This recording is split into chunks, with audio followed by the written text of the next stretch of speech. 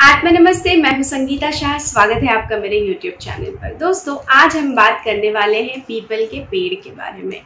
बहुत सारे मेरे फॉलोअर्स मुझसे अक्सर ये सवाल पूछते हैं और मैं सबको इंडिविजुअली बताते रहती हूँ, तो सोचा एक वीडियो ही बना देती हूँ तो सबके काम आएगी। जिसको भी जानकारी लेनी है वो जानकारी ले सकते हैं। तो सबसे पहली चीज़, लोगों में एक भ्रांति है कि पीपल के पेड़ पे जो है भूत प्रेत वास करते हैं, लोग डरते हैं उसके पास जाने से।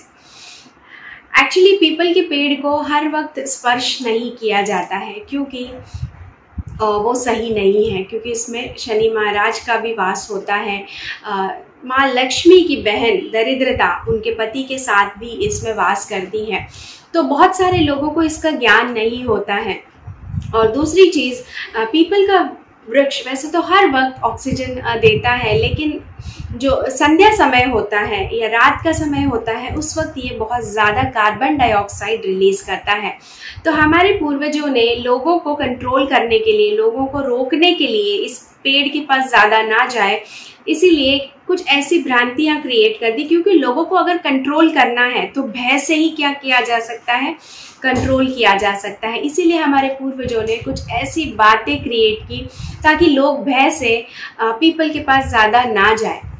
क्योंकि पीपल अपने आप में जितना फलदायी है, अगर इसको सही से हम नहीं पालन करें तो बहुत सारे कष्ट हमारे जीवन में आ सकते हैं।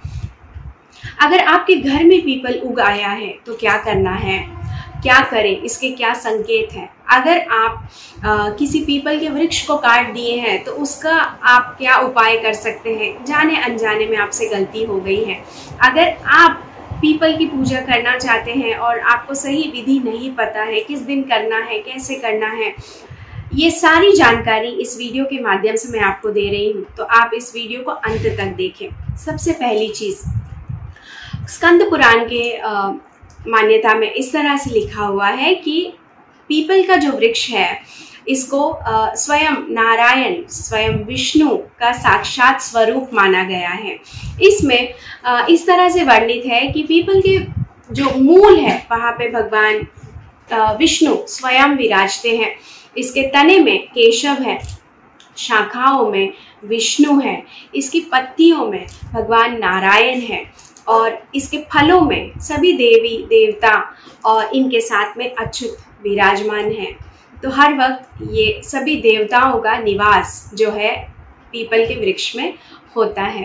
पीपल के वृक्ष को शनि की प्रकोप अगर किसी के ऊपर चल रही है, 7.5 चल रही है, जो भी शनि का अगर आपको प्रकोप चल रहा है, उनकी कृपा प्राप्त नहीं हो रही है, तो भी पीपल के वृक्ष को सींचने से जो है आपको इसमें बहुत लाभ होता है। तो आइए मैं आगे आपको बताती हूँ कि किस किस तरह से आप पीपल के वृक्ष के फायदे आप ले सकते हैं। तो पूजा कब करनी चाहिए, सबसे पहला सवाल लोगों का ये होता है। तो सबसे इम्पॉर्टेंट चीज़ ये है कि आपको पीपल के वृक्ष की जो पूजा करनी है वो सुबह के समय और सूर्योदय की बात करनी है। सूर्योदय से पहले बिल्कुल नहीं करनी है, क्योंकि सूर्योदय से पहले इसमें माँ लक्ष्मी की बहन दरिद्रता उनके पति के साथ इसमें वास करती हैं। इसीलिए आपको सूर्योदय से पहले जो है उसकी पूजा नहीं करनी चाहिए। आप मंडे टू सैटरडे जो है पीपल के वृक्ष की पूजा कर सकते हैं। पीपल के वृक्ष की पूजा आपको सुबह के समय और आप शाम के समय भी कर सकते हैं। खास करके अगर आप शनि की कृपा प्राप्त करना चाहते हैं तो सैटरडे के दिन, शनिवार के दिन आप सरसों के तेल का दीपक ज़रूर जलाइए। मिट्टी का दीपक होना चाहिए, उसमें सरसों का तेल और थोड़े से काले तिल, रोली ज़रूर अर्पण कीजिए। इस तरह से अगर आप एवरी सैटरडे पूजा करते हैं तो आपको शनि की कृपा प्राप्त होने लगती है। और सुबह में जब आप जल देते हैं तो सबसे पहली चीज़, अगर जल में थोड़ा सा चीनी घोर के अगर आप पीपल के वृक्ष को आप जल देते हैं तो आपके जीवन में कितनी भी बड़ी दरिद्रता क्यों ना हो, कितना ही आप कर्ज में क्यों ना डूबे हो, वो आपका कर्ज धीरे धीरे उतरता जाएगा, आपके जीवन की दरिद्रता समाप्त होते जाएगी। एक दूसरा प्रयोग आप ये कर सकते हैं कि आप जो है फ्राइडे के दिन, शुक्रवार के दिन आप पीपल के पेड़ में लस्सी दे सकते हैं। लस्सी कैसे बनाएंगे, दही को मथ के थोड़ा पतला करके उसमें चीनी घोर के आप उसको फ्राइडे के दिन अगर आप पीपल के पेड़ में देते हैं तो इससे माँ लक्ष्मी की कृपा आपको प्राप्त होती है।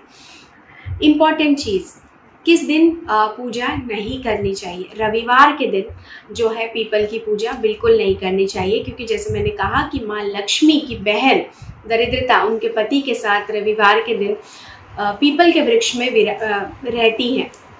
उस दिन वो दोनों का आधिपत्य होता है इस पौधे में, इस पेड़ में।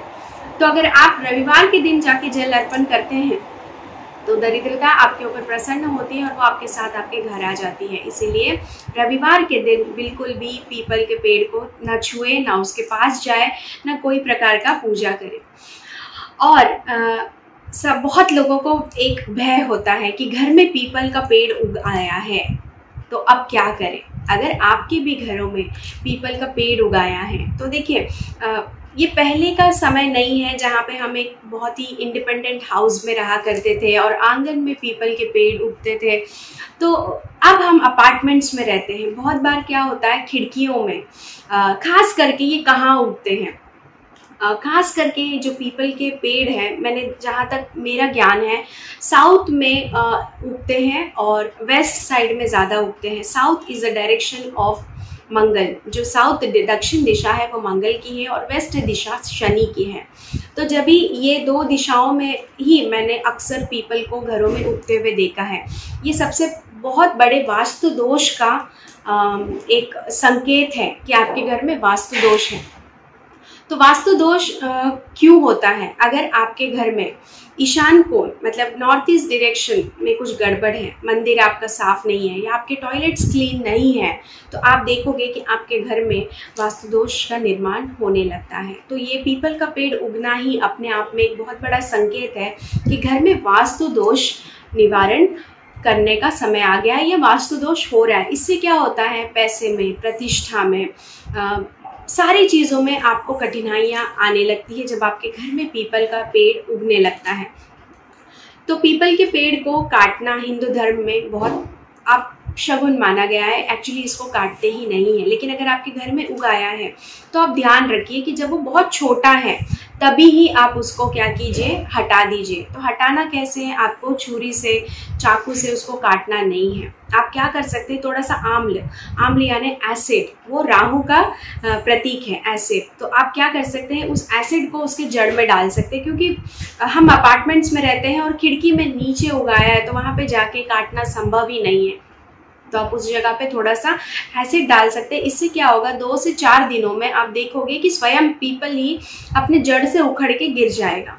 इस तरह से कर सकते हैं। अगर गलती से मान लीजिए पीपल का पेड़ बहुत बड़ा हो गया और आपका ध्यान नहीं रहा और वो बहुत ज़्यादा जड़ें जमा ली है उसने, तो आप क्या करेंगे, पहले उस पेड़ को काटने से पहले, उस पौधे को काटने से पहले आप 40 दिन तक उसकी सेवा करेंगे। जी हाँ, आप उसमें जल दीजिए, लस्सी दीजिए, हर तरह से उसकी सेवा कीजिए। अगर परिक्रमा करना संभव है तो आप परिक्रमा कीजिए, अगर नहीं परिक्रमा कर पा रहे तो आप जहाँ है वहीं से उसकी पूजा कीजिए 40 दिनों तक। और उसके बाद अगर वो निकालने की स्थिति में है, उसकी जड़ों को कभी भी आपको नुकसान नहीं पहुंचाना है। बिना जड़ों को नुकसान पहुंचाते हुए अगर आप उसको निकाल पाते हैं तो बहुत अच्छी बात है। उसको एक गमले में ट्रांसफ़र कर दीजिए और इसको किसी मंदिर में आप जाके छोड़ के आ सकते हैं 40 दिनों की पूजा के बाद। अगर मान लीजिए विषम परिस्थितियों की वजह से, आप मान लीजिए आपकी ज़मीन है, वहाँ पे आप घर बनाना चाहते हैं, किसी वजह से पीपल का पेड़ आपके रास्ते में आ रहा है और आपके निर्माण में दिक्कत आ रही है, तो आप क्या कर सकते हैं, उस पीपल के पेड़ को काटना है। लेकिन आप मंडे टू सैटरडे ये पीपल के पेड़ को कभी भी काटे नहीं। आप कौन से दिन काटेंगे? आप रविवार के दिन, क्योंकि इसमें माँ लक्ष्मी की बहन दरिद्रता का वास होता है। उस दिन उनके पति और दरिद्रता का उस पूरे दिन उसमें आधिपत्य होता है। तो आप रविवार के दिन पीपल के पेड़ को कटवा सकते हैं, लेकिन कटवाने के बाद इसका प्रायश्चित भी आपको करना पड़ेगा। तो आप किसी नव निर्माण हो रहे मंदिर में आप एक 11 पीपल के पेड़ लगवा सकते हैं। 11 नहीं लगाए तो 5 या 2 ऐसी संख्या में आप लगाएं और 40 दिनों तक उसकी सेवा करें, उसके रखरखाव करें ताकि वो जड़ें पकड़े। 40 दिनों में वो बहुत अच्छे से जड़ पकड़ लेगा। तो 40 दिनों तक आप उसकी जिम्मेदारी लें और इस तरह से आप उस पाप से मुक्त हो सकते हैं। पीपल घर में उगने से सबसे पहली जो चीज़ें हैं मैंने आपको बताई है और किस तरह से आप उसका निवारण कर सकते हैं ये भी मैंने आपको बताया है। पीपल के वृक्ष का उगना ब्रह्मदोष का भी जो है एक संकेत होता है। ब्रह्मदोष यानी अगर आपने गुरु बदला है तो भी, आपने अगर आपने आचार्य बदला है तो भी आपके घर में इस तरह का दोष लग सकता है। तो ये भी एक संकेत होता है। तो दोस्तों, मैंने आपको पीपल के पेड़ के बारे में पूरी जानकारी देने की कोशिश की है और आशा करती हूँ कि अब ये वीडियो देखने के बाद आपको पीपल के पेड़ से बिल्कुल भी भय नहीं लगेगा और आप उसकी कृपा प्राप्त कर पाएंगे। पीपल का पेड़ को कल्पवृक्ष की संज्ञा दी गई है हमारे हिंदू धर्म में। मतलब इसके नीचे बैठ के मेडिटेशन अगर आप करते हैं तो आपका ज्ञान में वृद्धि होती है।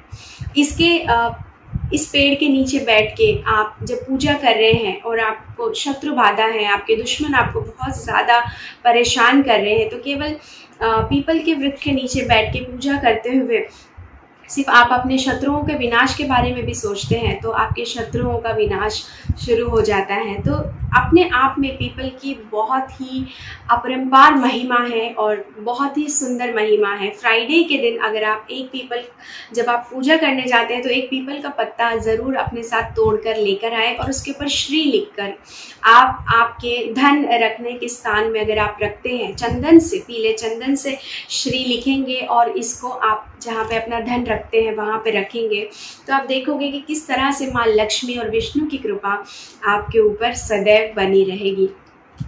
तो इस तरह से पीपल के पेड़ की इस महिमा के इस वीडियो को मैं यहीं पे विराम देती हूँ। आने वाले अगले वीडियो में और भी रोमांचक जानकारियों के साथ आपके सामने मैं आती रहूँगी। तब तक के लिए आत्म नमस्ते।